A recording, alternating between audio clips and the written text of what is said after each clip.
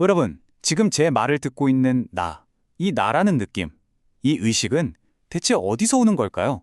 오늘은 이 오래된 질문에 정말 아주 파격적인 답을 던지는 한 이론을 제대로 한번 파헤쳐 보겠습니다. 자, 이 이미지 좀 보세요. 뇌 하나가 마치 거대한 우주랑 직접 연결된 것 같지 않나요? 오늘 우리가 다룰 이야기가 바로 이 정도 스케일이라는 겁니다. 정말 어마어마하죠? 네, 바로 이겁니다. 오늘의 핵심 질문. 우리의 의식은요, 뇌가 막 열심히 활동해서 만들어내는 창조물일까요? 아니면 원래 우주에 있었는데 뇌가 그걸 딱 하고 발견한 걸까요? 만들어내는 거냐, 발견하는 거냐? 이게 핵심입니다. 자, 이 질문에 대한 답은 크게 두 갈래로 나뉩니다. 지금부터 이 두 가지 관점이 어떻게 다른지 한번 제대로 비교해 볼게요. 일단 대부분의 과학자들은 이렇게 생각해요. 뇌가 바로 발전기다. 수많은 신경세포들이 복잡하게 얽혀서 의식을 짠 하고 만들어낸다는 거죠. 이게 주류 학설입니다. 그런데 오늘 우리가 이야기할 로저 펜로즈와 스튜어트 하메로프는 아니다 라고 말해요. 뇌는 발전기가 아니라 그냥 수신기라는 겁니다. 라디오가 전파를 잡듯이 우주에 이미 존재하는 의식을 우리 뇌가 수신하고 있을 뿐이라는 정말 파격적인 주장인 거죠. 근데 진짜 재밌는 건요. 이렇게 거의 공상과학 같은 이야기가 무슨 신비주의나 명상 같은 데서 나온 게 아니라는 거예요. 이 이론의 출발점은 아주 차갑고 엄밀한 수학입니다. 놀랍죠? 이 이론을 이해하려면 딱 한 가지 개념만 먼저 잡고 가야 해요. 바로 비계산적이라는 말인데요. 이게 뭐냐면 예를 들어 요리 레시피가 있잖아요. 레시피대로만 해서는 절대 흉내낼 수 없는 손맛 같은 거. 네, 그런 겁니다. 정해진 규칙, 즉 알고리즘으로는 절대 도달할 수 없는 그 무언가. 그걸 비계산적이라고 부르는 거죠.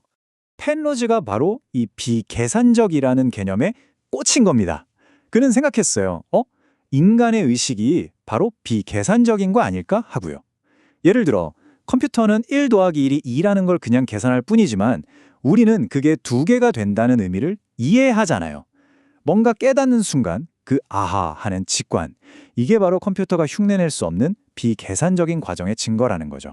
자, 그럼 다음 질문이 나오죠. 알겠다. 인간의 의식은 비계산적이다. 그럼 그 비계산적인 현상이 도대체 우리 몸, 이 물리적인 세계에 어디서 일어날 수 있냐는 거죠.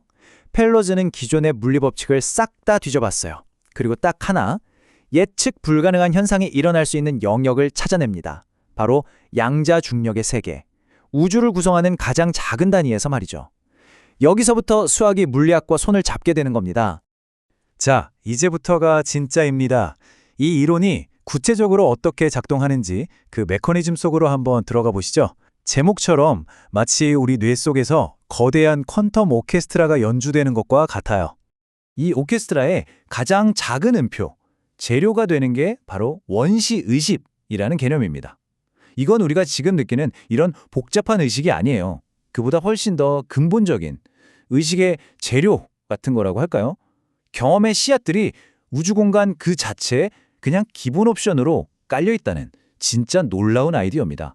이게 무슨 말이냐면요. 우리가 왜 모든 물체는 질량을 갖고 있죠? 라고 물으면 그냥 원래 그래요. 우주의 기본 속성입니다. 라고 하잖아요. 그것처럼 의식의 씨앗, 이 원시의식도 질량이나 전하처럼 그냥 우주의 원래부터 존재하는 기본 속성일 수 있다는 겁니다. 진짜 생각의 스케일이 다르지 않나요? 그럼 뇌는 뭐라느냐? 바로 이 흩어진 원시의식들을 모아서 연주하는 오케스트라 역할을 한다는 겁니다. 이게 바로 OQAR 이론의 핵심인데요. 자, 과정을 한번 보시죠. 먼저 우주 곳곳의 원시의식의 순간들이 가능성으로 둥둥 떠다닙니다. 그 다음 우리 뇌 속에 있는 미세소관이라는 아주 작은 기관이 양자 수준에서 진동을 시작해요. 이 진동이 바로 지휘자의 지휘본 같은 겁니다.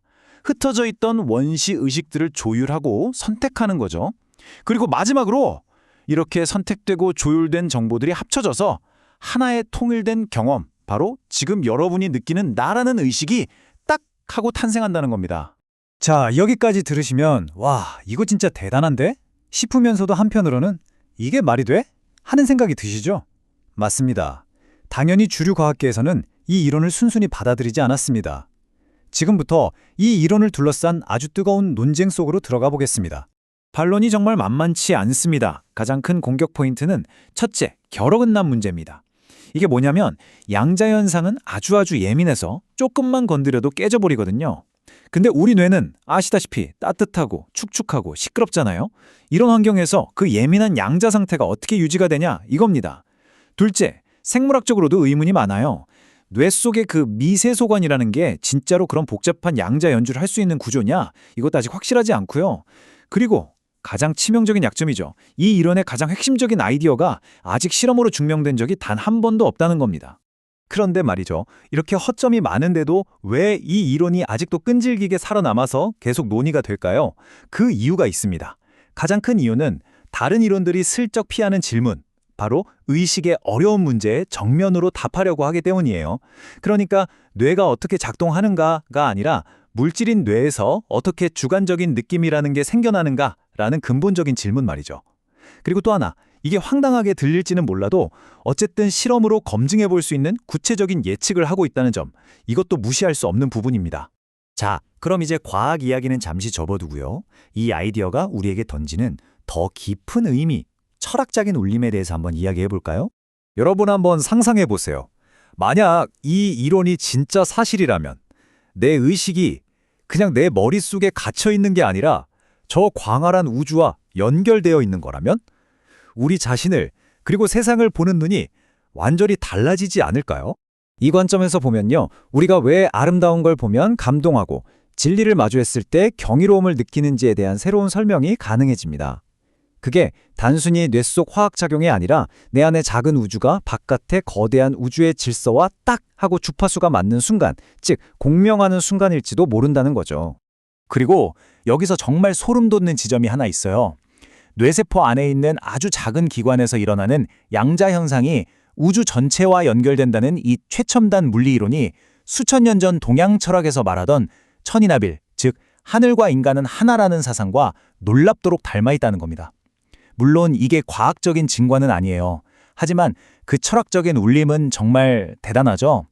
결국 이 모든 이야기를 따라와 보니 명쾌한 답보다는 어쩌면 더 크고 더 근본적인 질문 앞에 서게 되는 것 같습니다. 어쩌면 이 이론의 진짜 가치는 이게 맞냐 틀리냐에 있는 게 아닐지도 모릅니다. 가장 차가운 이성의 학문인 수학과 물리학의 끝에서 가장 뜨거운 형이상학적 질문과 만날 수 있다는 걸 보여줬다는 것. 바로 그게 이 이론이 우리에게 주는 가장 큰 선물 아닐까요? 그래서 마지막으로 우리는 이 질문으로 돌아오게 됩니다. 나라는 존재는 그저 이 거대한 우주에서 어쩌다 생긴 신경세포의 작은 오류 같은 걸까요? 아니면 우주가 자기 자신을 들여다보기 위해 스스로를 인식하기 위해 만들어낸 필연적인 존재일까요? 아직 아무도 이 질문에 답을 모릅니다. 그리고 어쩌면 그 사실 자체가 의식이라는 미스터리를 계속 탐구하게 만드는 가장 큰 매력일지도 모르겠습니다.